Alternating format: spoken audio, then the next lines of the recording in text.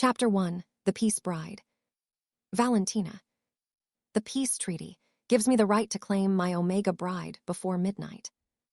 At 11:47, I find Iris Belandi locked inside the bridal suite bathroom with a knife in one hand and our marriage contract in the other. Open the door, I say. The lock shakes beneath her fingers. My brother is still alive, she whispers. Please wait until he is safe before you do whatever they promised you could do to me. I stop breathing. 7 years of war brought us here. The Morrow and Belandi families have buried sons, daughters, guards, drivers, accountants, and civilians who happen to stand too close to the wrong car. Our ports have burned. Our businesses have collapsed. Every peace discussion ended with another funeral. Marriage was the final solution. I expected a political bride, sheltered perhaps, resentful certainly. I did not expect Iris to believe she would be dead before sunrise. Who told you I was going to hurt you? Silence. Then she answers through the door. My father said that was the part of the treaty you wanted most. Something cold and violent settles inside my chest. Not desire. Not anger at Iris. Recognition. Someone used my name to terrify my own wife. Before the ceremony, I noticed the fear beneath Iris's scent suppressants. She stood beside me in white silk, her fingers frozen around a bouquet of winter roses. Her father, Emilio Belandi, adjusted her veil and whispered something into her ear. I heard only the final words. Remember your brother. I assumed he was reminding her why the marriage mattered. Now I understand it was a threat.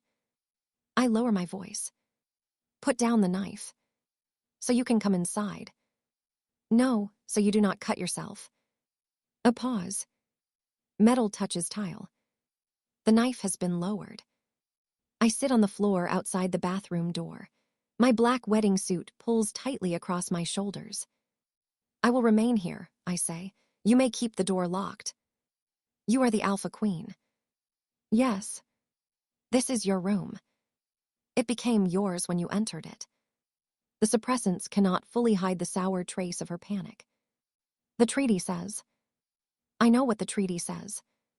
The agreement was written by men who believe Omegas are assets. It contains language about heirs, access, loyalty, and marital duty. I disliked those clauses. I signed anyway, because the war was killing people faster than diplomacy could save them. That compromise feels unforgivable now. Iris speaks again. If I refuse you, my father will kill Matteo. Your younger brother. He is 16. I close my eyes. Emilio has always been cruel, but this is not ordinary cruelty. This is calculated control. Where is Matteo? I don't know. Who last had him? My father's guards. I remove my phone and send one message to my security chief. Locate Matteo Belandi. Do not alert his family. Inside the bathroom, fabric tears. Then Iris gasps. I rise. Are you hurt? No. Open the door. I said I am fine. I smell blood. Not much. Enough. Iris. It is the first time I have spoken her name since our vows. The room becomes quiet. When she finally unlocks the door, she retreats to the marble wall. She still holds the knife. A thin line of blood marks her palm. Her wedding dress has been cut open along the inner seam. Inside the torn fabric is a small black book covered in coded symbols. I look from the book to her face. What is that? She presses it against her chest. Insurance. Against me. Against everyone. My phone rings. My security chief speaks before I can greet him. Matteo Belandi is missing. Iris hears every word. The knife falls from her hand. Chapter 2. The Wedding Night Secret. Iris. I have been married for 5 hours, and I have already failed my brother. My father gave me 3 instructions before the ceremony. Obey Valentina Morrow. Gain access to her private vault. Place the coded ledger inside it before dawn. He said Mateo would remain alive as long as I cooperated. He did not tell me what would happen after I completed the assignment. He did not need to. I grew up in a house where unwanted omegas disappeared quietly. My mother died when I was 10. My father said she was weak. No one was permitted to ask what that meant. I learned to stay useful. I learned to listen behind doors. I learned codes because father's accountants assumed a silent omega could not understand them. The Black Ledger contains 7 years of payments, assassinations, secret alliances, and false peace negotiations. It proves my father funded attacks against his own people to keep the war alive. It also contains Morrow names. Valentina's underboss. 2 port commanders. A council judge. People from both families planned to use the marriage as cover for one final attack. Valentina was supposed to die. I was supposed to take the blame.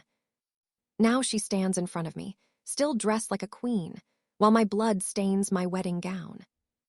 "Sit down," she says. I obey before I remember. I do not want to. Her expression changes. She kneels several feet away instead of approaching me. "May I look at your hand?" I hide it behind the ledger. "No." "Then wrap it with this." She removes a white handkerchief and places it on the floor between us. She does not touch me. That frightens me in a different way. Cruel people are easy to understand. Kindness from powerful people usually has a price. Valentina looks at the ledger. "Did Emilio order you to steal from me?" "He told me to place this in your vault." "Why?" "So it would be found after you died." Her eyes become still. "After I died, the assassination will look like a Belandi attack. The ledger will make it appear that you ordered retaliations before your death. And you. I would be identified as the person who carried it inside." She does not ask whether I agreed. Perhaps the answer is obvious. "Who is named in the assassination plan?" she asks. I have only decoded part of it. "Give me the book." I tighten my grip. "If I do, Mateo dies. If you do not, more people may die." "That is easy for you to say. He is not your brother." "No," she says, "he is yours." The answer carries no impatience. Only fact. She takes out her phone. "I have people searching for him. My father owns people inside your organization." "I know that now." She sits on the bathroom floor, leaving the doorway open behind her. I could run. She knows it. "I will not take the ledger from you," she says, "but you will tell me what you have decoded." "Why should I trust you?" "You should not." Her honesty unsettles me. "Not yet," she continues. "Trust should follow proof." She glances at the knife. "I will begin with this. I will not touch you tonight. I will not claim you. I will not enter any room you lock. The contract gives you the right. The contract is wrong." I study her face for mockery. "There is none." "Why did you sign it?" "To end the war." So I was acceptable collateral. The words hurt us both. "Yes," she says quietly. "Until I met you, you were a name on a treaty." My throat closes. "And now?" "Now you are a terrified woman bleeding on my bathroom floor because both our families decided your life belonged to them." Her voice turns colder. "That ends tonight." A soft alarm sounds from her phone. She reads the message. "What is it?" I ask. "Someone accessed the electronic copy of our private marriage contract." "Who?" "Only 4 people should have access." Her gaze moves to the black ledger. "One of the names inside that book may already know you failed." Chapter 3. The contract is rewritten. Valentina. At midnight, I summon my attorney. I do not summon my underboss. Lucian Armand has served my family for 12 years. His name appears in the first coded section Iris translates. I do not yet know what he has done. I know enough not to trust him. My attorney arrives at the penthouse and finds me at the dining table with Iris sitting across from me. She has changed out of the wedding dress. I gave her several options from the guest wardrobe and left the room while she chose. She now wears loose black trousers and a soft gray sweater. The ledger remains in her lap. My attorney opens the contract. The consummation clause cannot simply be removed, he says. Remove it. The Belandi family may call that a treaty violation. Let them. The heir provision is central to succession. Remove it. He looks at Iris, then back at me. What terms do you want to keep?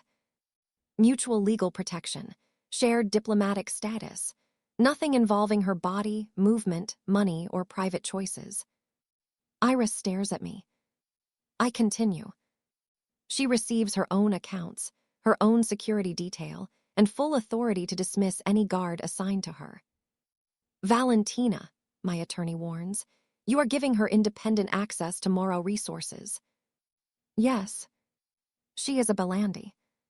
She is my wife. The word changes the room. Iris's scent suppressants cannot hide her surprise. The revised contract takes an hour. When it is complete, I sign. Then I turn it toward her. You do not have to sign tonight. Will the marriage remain valid? Legally, yes. The public treaty stands. These are private terms. And if I want to leave, I will arrange it. What about Matteo? My people will continue searching. She looks down at the paper. What do you want in return? The question is too familiar. It is the language of someone raised to believe safety is always purchased. I stand and take a key from my pocket. It opens a bedroom on the opposite side of the penthouse. The room has an independent security system. No master key will override it from outside. I place it beside her. For tonight, I want you to stop being afraid of the door opening. Her fingers close around the key. A faint warmth enters her scent. Not trust. Possibility. I assign Dahlia, one of my oldest guards, to protect her. Dahlia is an alpha, but she has 3 Omega sisters and no patience for powerful men. I give Iris a second phone, with no family monitoring software. Then I call a private extraction team. Find Matteo Belandi, I order. If he is alive, keep him that way. When the penthouse finally becomes quiet, Iris carries the ledger toward her room. At the door, she turns. Thank you. I have heard gratitude from politicians, soldiers, and terrified debtors. None of it affected me like those 2 words. Lock the door, I tell her. She almost smiles. I intend to. After she disappears, my security system sends another alert. The revised marriage contract has been opened remotely. Not by my attorney. Not by the Belandi legal team. By Lucian. My underboss now knows I removed every clause that gave me control over Iris. Seconds later, a message arrives from an unknown number. A bride without chains is difficult to bury. Chapter 4, The Bride Who Could Read Codes. Iris. Valentina never enters my room without knocking.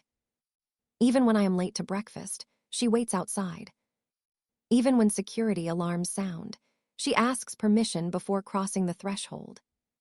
I notice because no one in my father's house ever asked. 3 nights after the wedding, I bring the ledger to Valentina's office.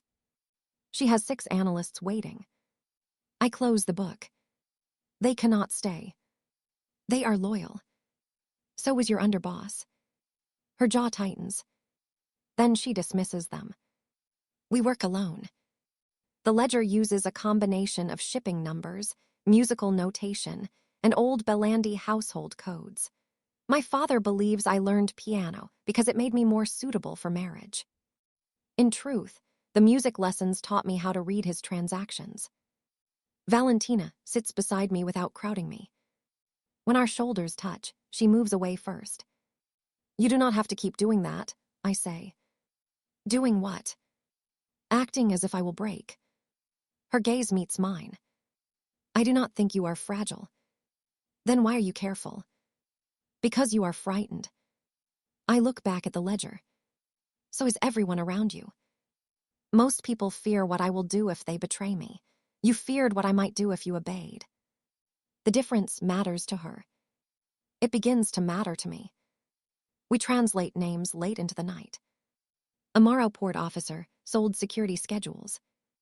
A Belandi accountant created false casualty records. Lucian arranged the weapons used in 3 attacks against Valentina's own convoys. At 2 in the morning, I find a payment marked with a black rose. My father's private symbol. The amount is attached to my name. What does it mean? Valentina asks. I decode the remaining line. My mouth goes dry. It is a bounty. Her chair scrapes backward. How much? 5 million. Who receives it? Anyone who kills me after the treaty is signed. Valentina becomes very quiet. I have learned that her silence is more dangerous than shouting. The treaty was never meant to protect you, she says. No. My death begins the war again. Yours proves the Belandis acted first. Yes. She walks to the window. For the first time, I notice that she watches reflections instead of the city. Doors, windows, exits. Always guarding. Do not increase my security, I say. She looks at me. You have a bounty on your head. I will not trade one prison for another. Something flashes across her face. Then she nods. You will approve every change. And I continue decoding. That was not in question. You were thinking of hiding me somewhere. I was considering it. I know. A small sound escapes me. Almost a laugh. Valentina turns fully. The tension leaves her face for one brief second. Her scent changes, dark spice and cedar, warmed by something I do not understand. You should do that again, she says. What? Laugh. You should try being funny. I have people for that. This time I do laugh. She watches me as though I have done something impossible. Then the security alarm sounds. Dahlia enters with her weapon drawn. A vehicle has been parked across the street for 2 hours. Valentina checks the camera feed. The driver holds up a phone. On the screen is a live photograph of Matteo. Bound to a chair. Chapter 5, The Queen Falls First. Valentina. Iris insists on attending her volunteer program the next morning. Before the war, she taught reading twice a week at a school for displaced Omega children. Her father allowed it because it improved the Belandi reputation. I want to cancel. She refuses. Those children have already lost enough to this war, she says. There is a bounty on you. There is always danger. That does not make it acceptable. It also does not give you the right to erase my life. She is correct. I hate that fear makes control feel reasonable. We compromise. Dahlia enters the school with her. I remain across the street with additional guards Iris has personally approved. The attack happens when she leaves. A motorcycle turns the corner too quickly. The passenger raises a gun. I see the weapon before my guards do. I cross the pavement and push Iris behind a parked car. The first bullet misses. The second cuts across my shoulder. My team returns fire. The motorcycle disappears into traffic. Iris catches me before I fall. You are bleeding. It is not serious. That is what powerful people say when they want everyone else to panic quietly. Even frightened, she sounds annoyed. At the penthouse, she cleans the wound herself. Her hands are careful. She sits close enough that her knees touch mine. You could have been killed, she says. So could you. That does not answer me. It is the only answer I have. She ties the bandage. Her fingers remain against my skin. The bond created by our legal marriage is faint because I have not claimed her. Still, I feel a quiet pull between us. I thought you said I was not acceptable collateral anymore, she whispers. You are not. Then neither are you. No one has ever spoken to me like that. Not as a queen. As a person whose life may also possess value. I want to tell her I love the way she studies every locked door before entering a room. I love how she challenges me when everyone else agrees. I love that she laughs rarely and honestly. It is too soon. It is dangerous. So I say nothing. That night, while Iris sleeps behind her locked door, I remain in the corridor. I tell myself I am guarding her. The truth is simpler. I feel calmer near her. I married Iris to end a war. Now I would start one to keep her alive. At dawn, Dahlia enters the corridor. We found where Matteo was held. Was. The room is empty. Iris opens her door. She has heard us. Dahlia holds out a photograph recovered from the site.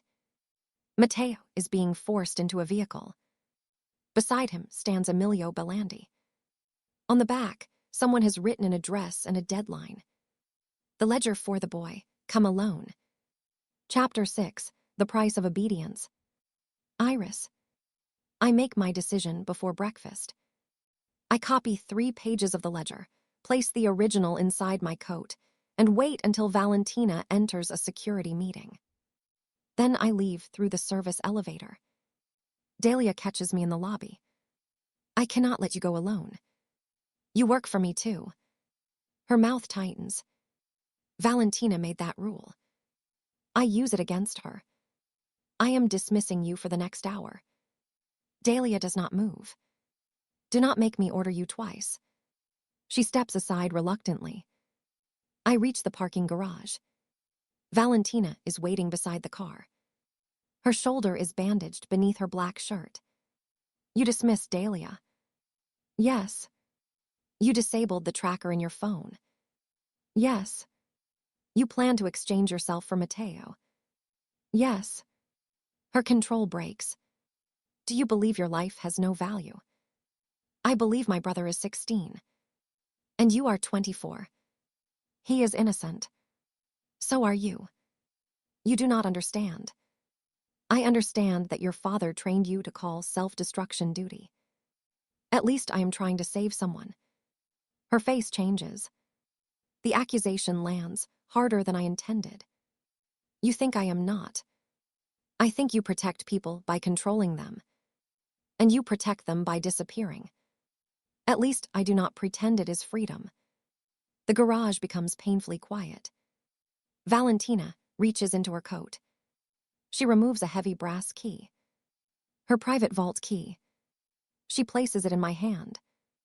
This opens every Moro emergency account, safe room, and private archive. I stare at it. Why are you giving me this? Because you accused me of offering freedom only when your choices please me. Her voice is low. You may leave. You may take the ledger. You may use my money, my vehicles, and my security contacts. I will not stop you. You think that will make me stay? No. For the first time, I smell fear in her scent. I think it may prove I mean what I say. I close my fingers around the key. What would you choose? I ask. To save Matteo without surrendering you. My father will kill him if I do not go. He may kill both of you if you do. I know that.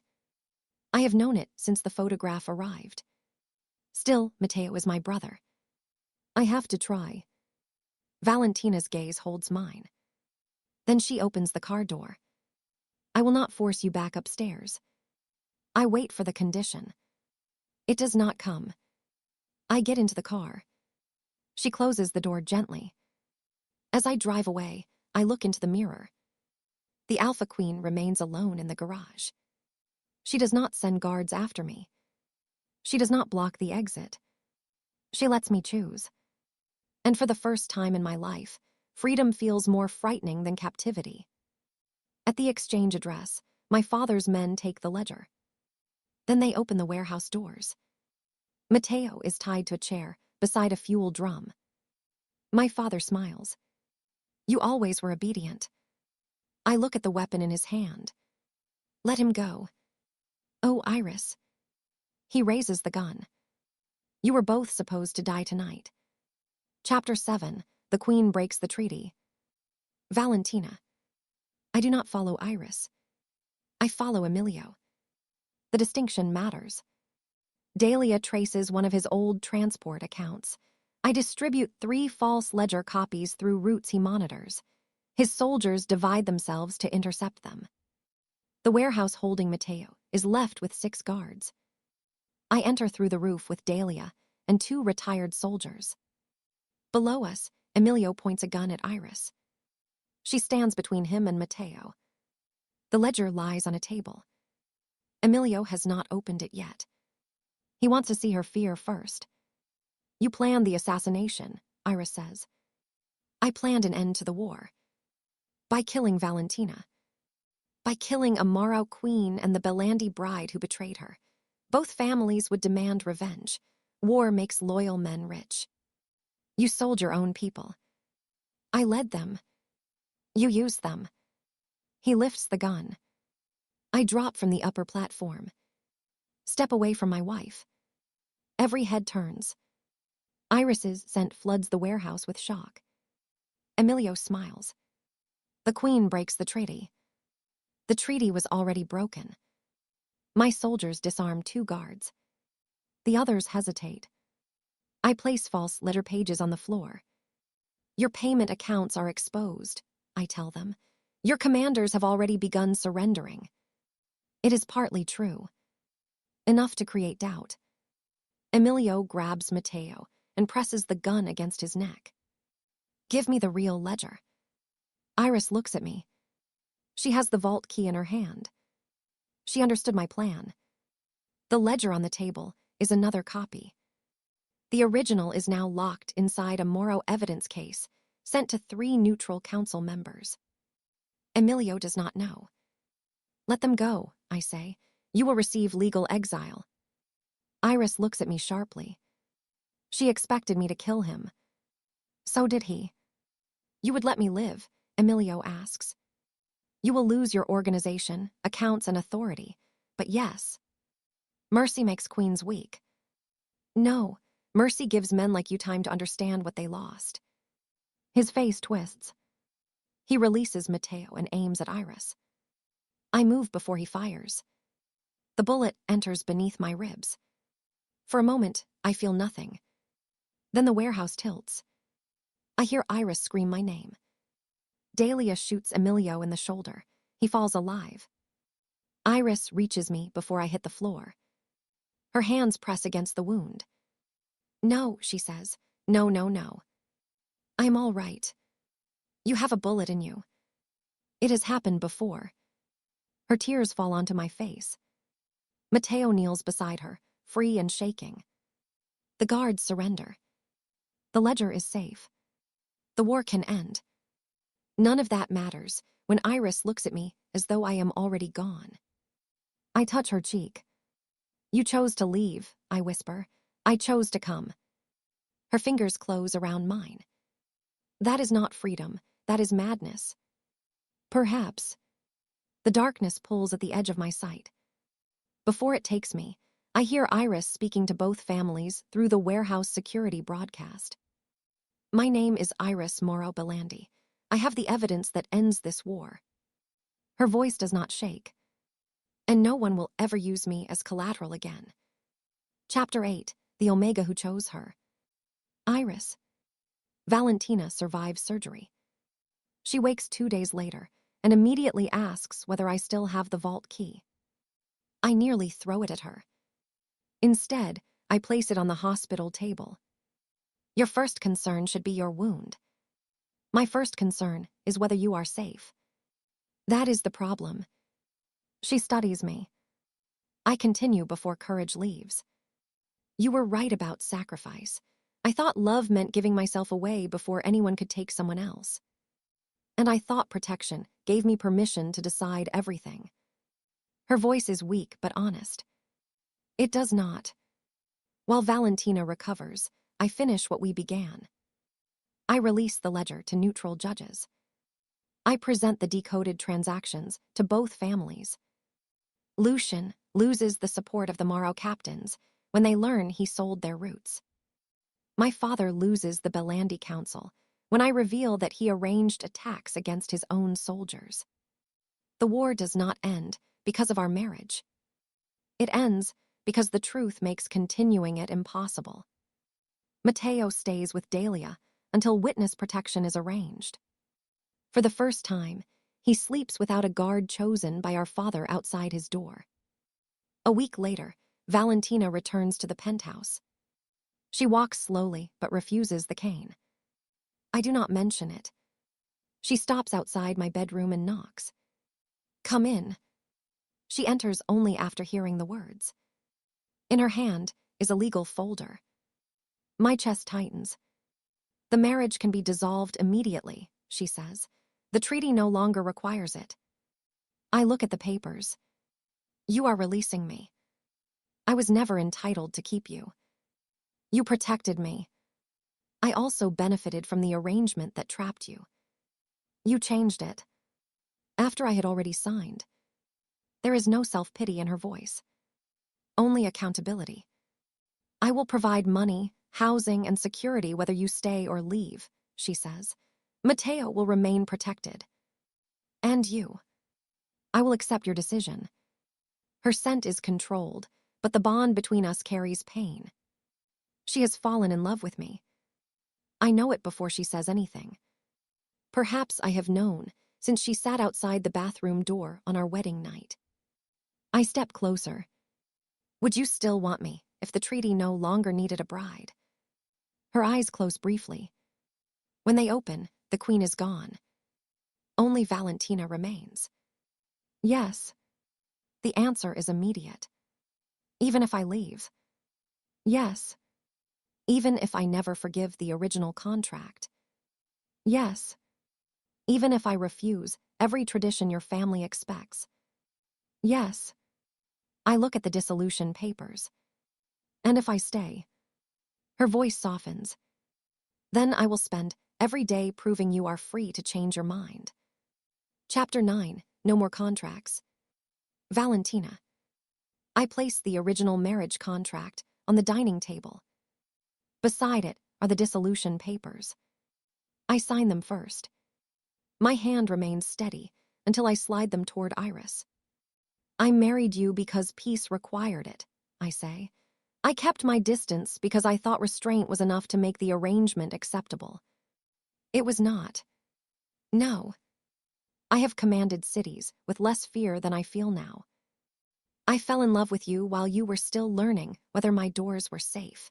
That love became another reason to control every danger around you. You never locked me inside. I wanted to." Her eyebrows rise. I almost smile.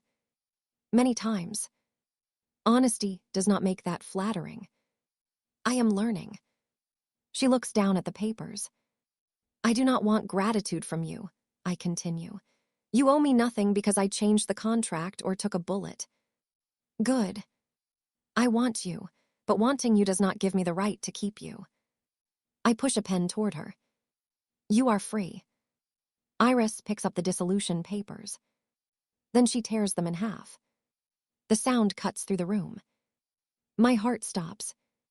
She tears them again and lets the pieces fall. "I will not accept the old marriage," she says. I understand. "No, you do not." She takes a blank sheet of paper from the desk. "I am proposing a new one." I stare at her. "No family treaty," she says. "No heir clause, no obedience language, no shared assets unless we both choose them." Her scent warms with determination. "Separate rooms whenever either of us needs them. No entering without permission. No decision about Matteo without Matteo. No protection plan created in secret." That last term seems directed at both of us. It is. She places the blank paper between us. "I will not remain because you purchased peace. I will remain because I chose you." Something inside me breaks open. "Are you certain?" "I am not certain about anything except that I want the chance to know you without a war standing between us." That may be the most romantic thing anyone has ever said to me. You need better people. I dismissed most of them. She laughs. The sound still feels like a gift. I remove the Morrow family ring from my hand. I have another condition. Her expression becomes cautious. I place the ring aside. No crown inside our marriage. She considers this. Agreed. And no sacrifices without discussion. Agreed. No leaving alone to meet armed criminals. That is too specific. I was shot. You followed me. I was correct to do so. She leans across the table and kisses me. It is our first kiss. No claiming ritual. No witnesses. No contract giving me the right. She chooses it. When she pulls away, my hands remain on the table. I do not touch her until she takes one and places it against her waist. Now, she whispers, you may hold your wife. Chapter 10, A Marriage Chosen Twice. Iris. 6 months later, the war is over. Not paused. Not buried beneath another temporary treaty. Over. The Belandi and Morrow organizations surrender their illegal shipping networks to independent investigators. Valentina transforms the remaining Morrow businesses into a legitimate logistics company.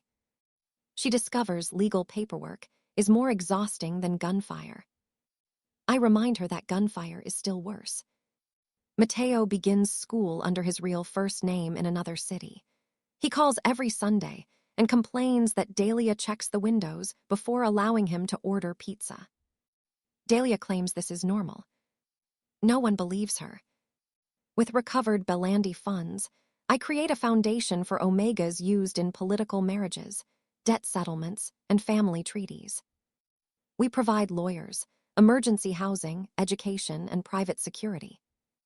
Valentina attends the opening, but refuses to give a speech. You frighten donors, I tell her. I encourage honesty. You stare at them until they increase their donations. An efficient system. Our relationship is not suddenly easy. Sometimes Valentina makes plans without asking. Sometimes I hide fear because silence still feels safer than dependence. When that happens, we return to the table. We speak. We listen. We try again. Healing is repetitive. So is trust. On a quiet spring morning, we marry for the second time. There are no political witnesses. No armed family representatives. No treaty lawyers. Only Matteo, Delia, a judge, and a small garden overlooking the river. I wear a simple ivory dress with no hidden ledger sewn into its seams. Valentina wears a dark suit. She looks more nervous than she did during the war. The judge asks whether we have written vows. Valentina takes my hands. The first time I married you, I promised peace between families, she says. Today, I promise peace inside our home. Her thumb brushes my knuckles. I promise to ask before protecting, to listen before commanding, and to remember that love without freedom is only another form of control. My eyes burn. When it is my turn, I breathe slowly. The first time I married you, I believed survival required obedience. Today, I promise honesty, even when honesty frightens me. I hold her gaze. I promise not to disappear in the name of sacrifice. I promise to let you stand beside me instead of pushing you behind me. Matteo makes a suspicious coughing sound that may be crying. Delia gives him a handkerchief. The judge pronounces us married. There is no compulsory claiming ritual. No one orders me to kneel. Valentina waits. I step into her arms and initiate the kiss. Her hands settle gently at my waist. The bond between us opens fully, not because law, biology, or family expectation demands it, but because we both choose to let the other in. Afterward, Valentina gives me a ring. It is not a Morrow heirloom. It carries no family crest. A small inscription circles the inside. No conditions. I smile. You finally learned how to give something without asking for payment. I had an excellent teacher. At the reception, we burn the first contract. The flames consume the claiming clause, the heir provision, and every line that once reduced me to an asset. We keep the second agreement in a drawer at home. It contains only promises we wrote together. Even those promises can be changed. That is the point. That evening, after our guests leave, Valentina and I stand alone in the garden. Do you regret it? I ask. The second wedding. The first. She thinks before answering. I regret the contract. I regret believing peace justified your captivity. Her arm circles my waist. But I cannot regret meeting you. I rest my head against her shoulder. The woman beside me is still dangerous. She is still protective, proud, and occasionally impossible. But she no longer mistakes possession for devotion. And I no longer mistake suffering for loyalty.